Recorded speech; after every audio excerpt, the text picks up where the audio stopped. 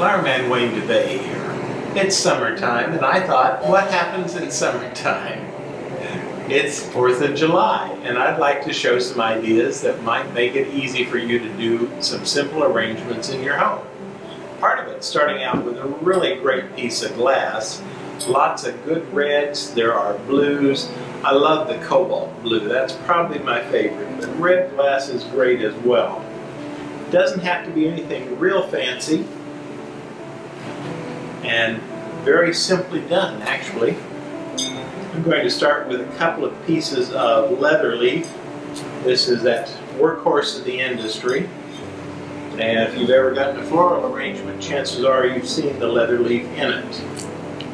It's actually a product that has great vase life, grows very readily in Florida, and although they do grow it now, other countries, Florida is still the major producer of leather leaf. Baker fern. Sometimes it's called baker fern. If you're from back east, you may know it as baker.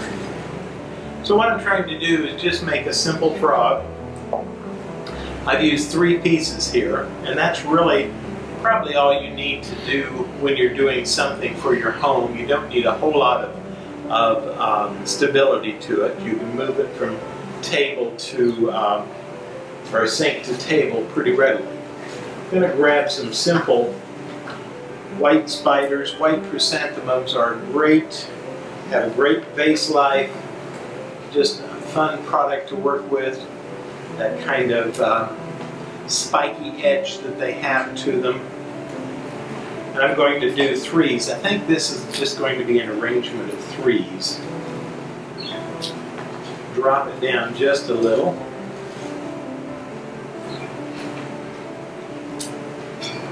I'll just do a little kind of a measure by the vase so I know about where it needs to be. Sometimes I hit it, sometimes I don't. I can always come back and do it again if I need to. Then I'm going to take 3 big, beautiful carnations.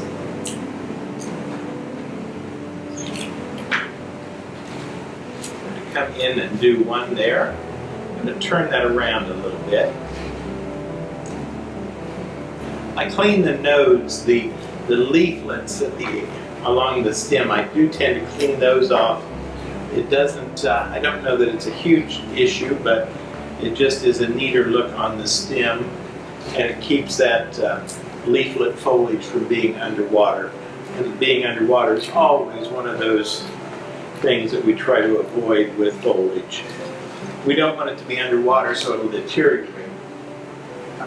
Now I'm going to top this with a little bit of beautiful blue delphinium. This one is a belladonna delphinium.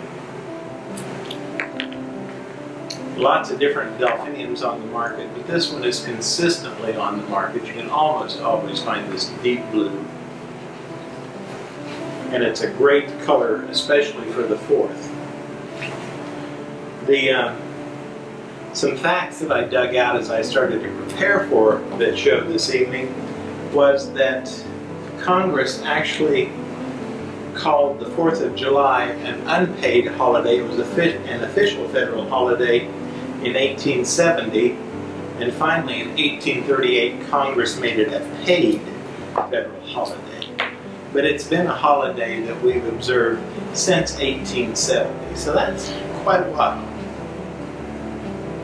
Now, this would be a very easy way to just leave it like this. If you want to go ahead and add a little bit of softening to it, some of the beautiful, this is the bigger blossom, baby's breath. Take a stem or 2 of that and tuck this in. We're making it as an all-around arrangement. It would be something that would be great on a table, maybe dining room table, or take it outdoors and use it on a patio table. Would also work well on your countertop. If you've got a bar or an open counter that people congregate at, this might be a nice way to decorate that up a little. And of course, being Kansas, it depends a lot on the temperature outside as to what really works. If we're 100 degrees in the shade on the 4th of July, I would think indoors on the counter is a much better idea. And we're going to have a lot of fluff in this one. Most of the time I probably don't get quite that fluffy, but I've got the product here in hand and it seems to be flowing in. This is kind of an interesting piece, but being a florist, you never want to toss something away if you can use it. So we will tuck it in down low. And we've done a very simple, very easy tabletop arrangement that I'm sure that you could do in your home as well. One of the standards of the industry, of course, are the big, beautiful red roses. And this particular red rose is called Freedom, which I thought was appropriate for the 4th of July. That we would be using a blossom of freedom rose. I want to pick a little bit of this evergreen. This is an evergreen that is on the market part of the time of the year, and it is an arborvitae. Arborvitaes grow very well in this climate. Gardeners know that. But this is something that's available. I like this because the new growth, I think, or maybe it's just the variety of the arborvitae with this lighter green on the tip. I really liked that idea. Arborvitae has, some people might call it cedar, but I find that I'm pretty allergic to cedar. When I work with it, I get very itchy, and if I get it in my face, my eyes start to close up. I can work with arborvitae and I don't have that trouble, so I think probably other people would have that experience as well. This would be more little spot, might be an end table, might be on a foyer table on the way in. Those might be places to put this. We're just going to stack some roses, and I'm only going to be about twice the height of the vase because this is not a big vase and these are pretty heavy blossoms that I'm using. So I want to pay attention to the physical weight as well as the visual weight of my arrangement. Somehow I managed to get my stem in the top of that rose, so backtrack just a moment and take that out.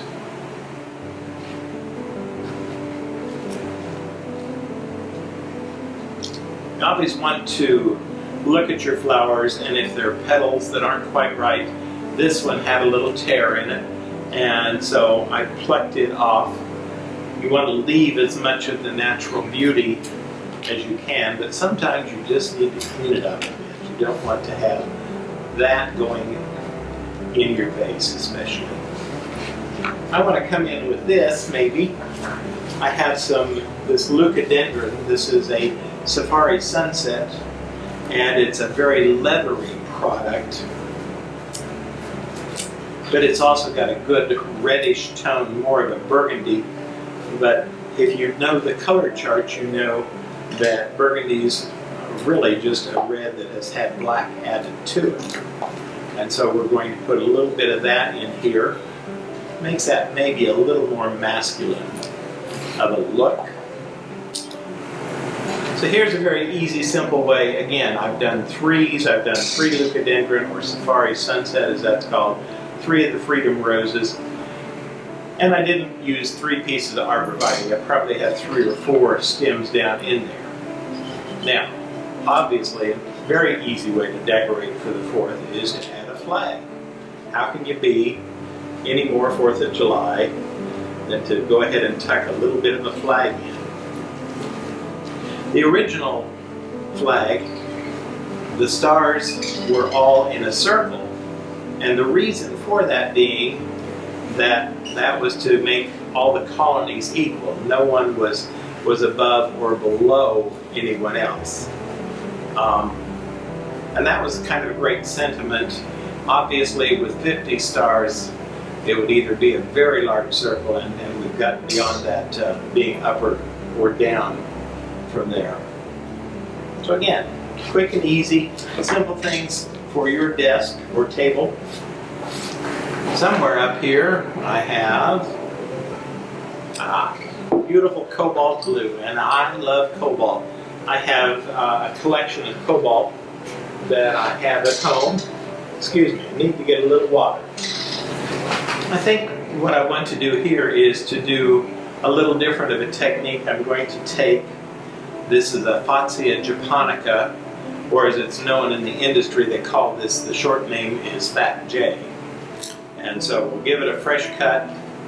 It's got a little brown on the ends, and so you always want a fresh cut. I always force a habit, I always put it on a little bit of an angle. Then I want to take some of these beautiful fluffy hydrangea, and as I drive around Salina right now, I see the hydrangea really starting to come to bloom. Certainly you can pluck them out of your own yard and bring them in and utilize them for your holiday needs.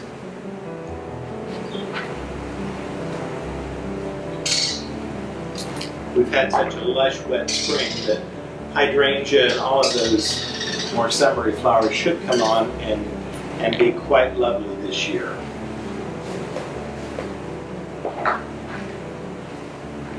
And again, I'm sticking with that 3. I got 3 on the mind today.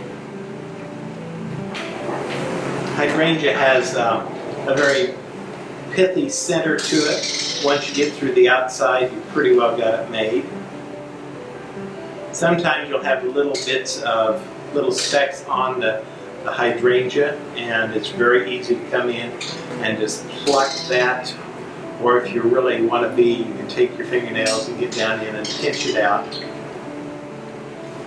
A few pieces, a little bit here and there, really doesn't do much to it. As I was looking around the cooler, I thought, well, here's another product that grows well in our state. This is red twig dogwood. And for those of you who have it growing in your yard, you know that by now it's lost its redness. It's gone back to a kind of growth stage, and the branches are pretty green at this time of year. Red twig dogwood is a great silhouette plant in your garden in the winter, especially if we have a little bit of snow. The red twig dogwood stands out very nicely in the snow. I'm going to try to do this a little asymmetrical. I don't want this to be quite as symmetrical as the other. And maybe one more little clip. So what I'm hoping to do here is to create the colors, the red, white, and I have the blue in the base. And I think on this one, again, I will go ahead and take another trio of red roses. But I want to come in and tuck these in low.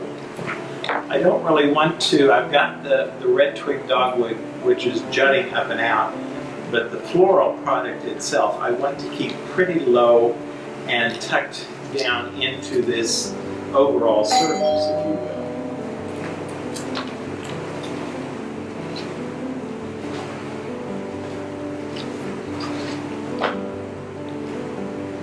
Unfortunately, the commercial red roses don't have really great fragrance. There are some red roses that you can grow in your yard that have really wonderful, bright, or fragrant blossoms, but they have bred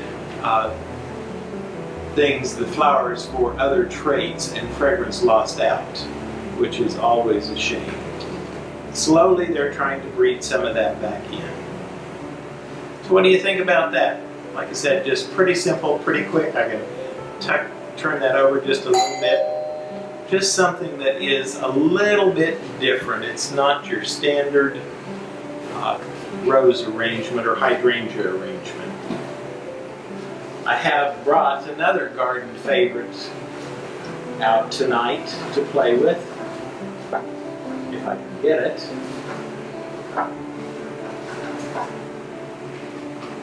Have some beautiful Queen Anne's lace and it's snowing. It's what Queen Anne's lace does. It does come drifting down.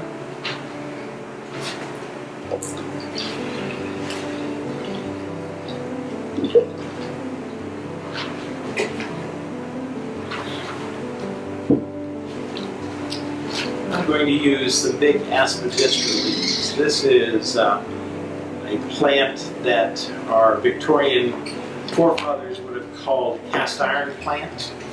It was a good house plant for the Victorians. Lived in very low light, very cool conditions, and they're very tough. I was going to just try to poke that through, but I think that I'm going to go ahead and give it a little bit of a cut. I'm going to go ahead and try to tuck this one down and in so that I've got a little different of a shape going there. I've also turned the leaf where the front side is there, and it's also got the back side. Come around and do a little bit on this side as well.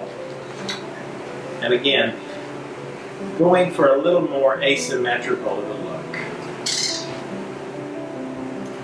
Queen Anne's lace grows wild if you get, especially in the eastern third of the state. Many, many years ago, my wife and I lived in southeast Kansas, and Queen Anne's lace was rampant in that area. And I wouldn't be surprised if you could find it growing in the wild here.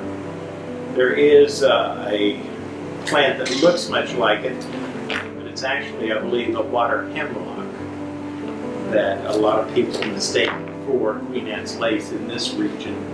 And it's very pretty, and it would be something that you can use in home, but be aware it's a hemlock, and I believe is poisonous. You also want to be sure that you're not bringing too many chiggers or other little unexpected guests into the house with you. It's always one of the problems when you cut in the wild. You always need to take a good look at your product and understand what it is you're bringing into your home. You have some beautiful wildflowers, but if you have chiggers or something else come in with them, you may regret that decision.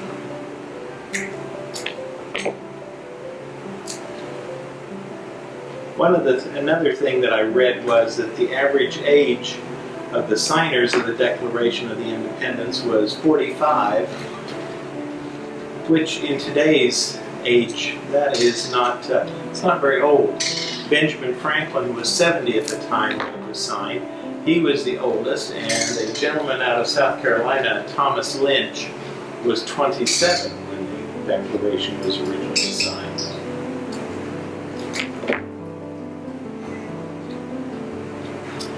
And 8 of the original signers were Harvard educated, which when you stop and think about total number of people, I believe it was 56 that signed the Declaration of Independence, that 8 of them were Harvard educated graduates. That was kind of an interesting moment to think about.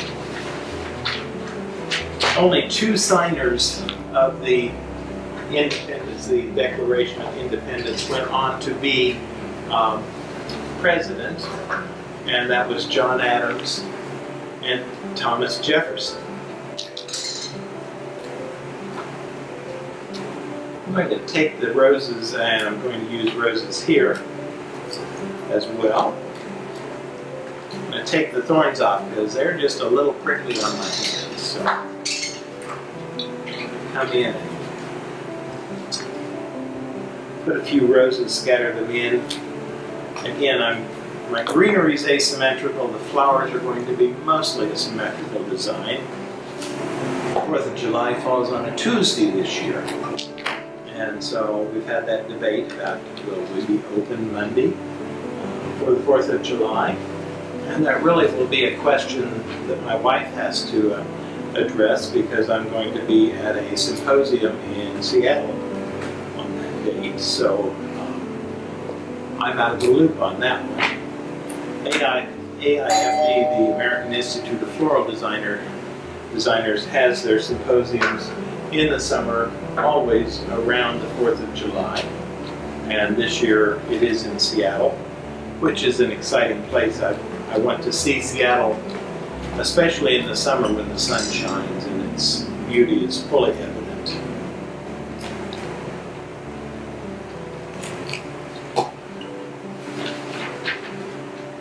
One of the things that I learned in reading and doing a little research, you know, the first Independence Day celebration took place in Philadelphia on July 8th of 1776, and they also first read the Declaration of Independence in public, and they gathered people by ringing the Independence Bell, or the Liberty Bell, not the Independence Bell. And they tap the Independence Bell. They don't ring it. And there I go again. Liberty Bell, not the Independence Bell. They tap it 13 times on the 4th of July to signify the original 13 colonies. I don't know if you've been in the area and seen the Independence Bell, the Liberty Bell.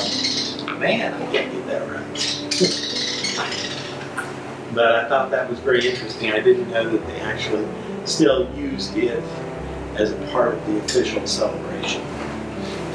Again, more traditional look, pretty easy to do. What have I got here? I've got 8 roses. I'm going to put a 9th one in just because I like that odd number of flowers always.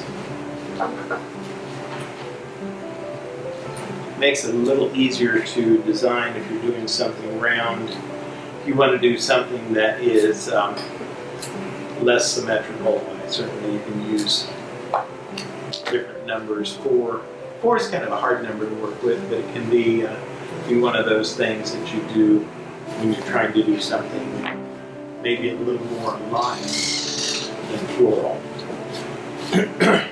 There's a lot of ways we could finish this. Might go ahead and pull some of the Hypericum in it. That would be good.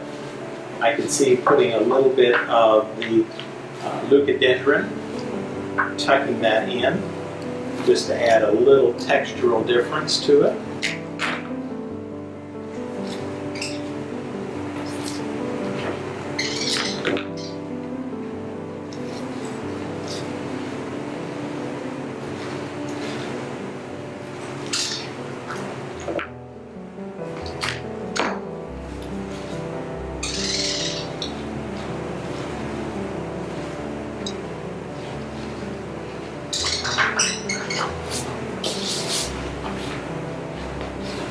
And I think that is pretty much the ideas that I had in mind.